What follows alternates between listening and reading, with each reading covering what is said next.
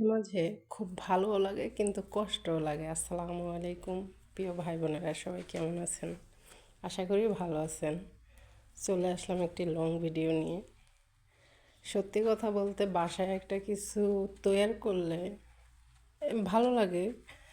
তার বান্ধবী আছে, তার দুইটা বোন আছে, তিনটা বোন কিন্তু দুইটারই বেশিরভাগ একটা কিছু তৈরি করার আগে বলবে যে একটু বেশি করে তৈরি করিস। কেন রে মামা? বলবে আমার বোনরা তোর হাতের খাবার অনেক পছন্দ করে।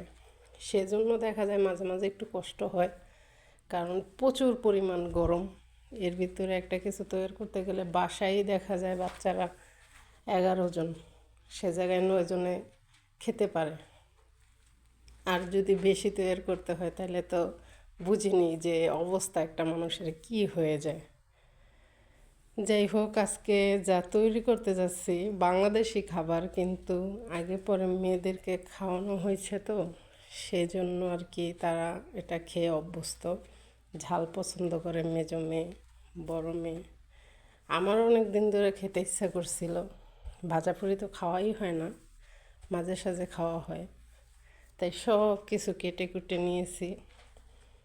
এখন দেখি কি করা যায়, ভাবতেছি অল্প কিনা। তারপর ম্যাডামরে দেখাইলাম যে দেখ হবে কিনা। বলে হ্যাঁ, তোর আইডিয়া সুন্দর আছে, একটা জিনিস তৈরি করলে বেশি হয় না কমও হয় না, পারফেক্ট। আমি কি হয়েছে আর বলিস না, গরমের ভিতরে জান আমার যাইতেছে। আজকে বানা, পরে আর বানাইতে হবে না। আমি বলি আজকে তো দুনিয়ার কিছু। পরে এই যে পেঁয়াজ কেটে নিলাম, কাঁচামরিচ, গাজর, আলু সব কিছু কেটে নিলাম। সাথে মুরগির মাংসটা একদম কম, সামান্য একটু আটা দিয়ে দিয়েছি। যেহেতু এটা পাকোড়া টাইপের, এক একজনে এক এক নামে ডাকে।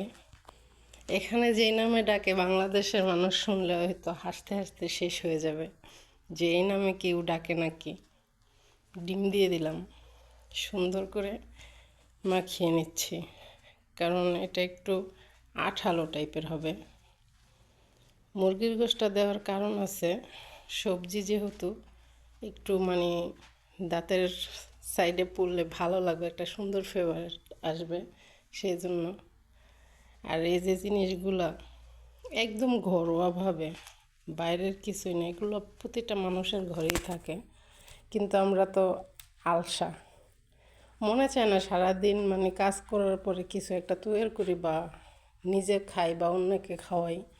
অন্যের জন্যই সব সময় তৈরি করা হয়, নিজের জন্য তো আমি একদম কিছু তৈরি করতেছি না। আমার ম্যাডাম অনেক সময় চিল্লায় যে তুই খাস না কে? আমি বলি তা আমি তো সব সময় খাওয়া দাওয়া করি। কয় তুই যা খাস।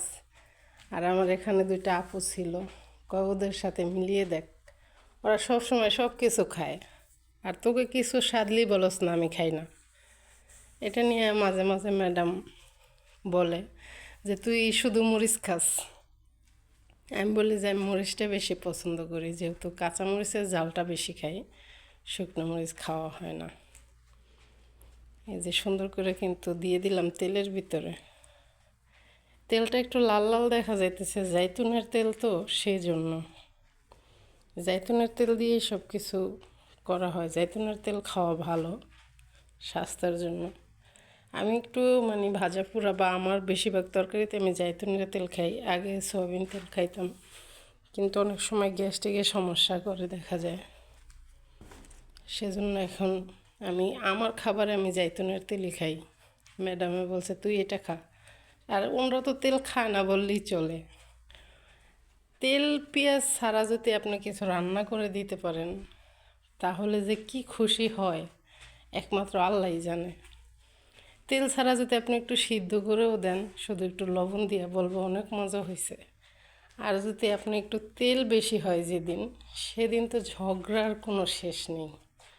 মানে তেল বেশি মানে খাবার মজা হয় না। তেল ছাড়া রান্না করে সিদ্ধ করে দিবেন, বলবে যে না অনেক মজা হয়েছে। আর একটা মানে হাতের রান্না এক একজনের এক এক রকম। আমার রান্নাটা এখানে তারা 4টা ভাই বোন আছে, আলহামদুলিল্লাহ সবাই খুব পছন্দ করে।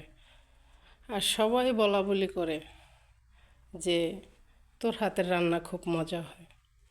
এখানে বাঙালি থাকা অবস্থায় আমার উপরে রান্না নিয়ে প্রেশার পড়তো, এখন বাঙালি চলে গেছে সেম কাজই। যারা আসে তারা তো রান্না করতে পারে না, বাইরের থেকেই বেশিরভাগ খানিয়ে আনা পড়ে। আমরা বাঙালিরাই সুন্দর করে রান্না করি একমাত্র, কারণ এই ফিলিপিনি বা তারপরে উগান্ডা এরা বেশি একটা রান্না বাড়া কিছুই করে না, ওদের খাবারই খায়। সবাই ভালো থাকবেন, আল্লাহ হাফেজ, আসসালামু আলাইকুম।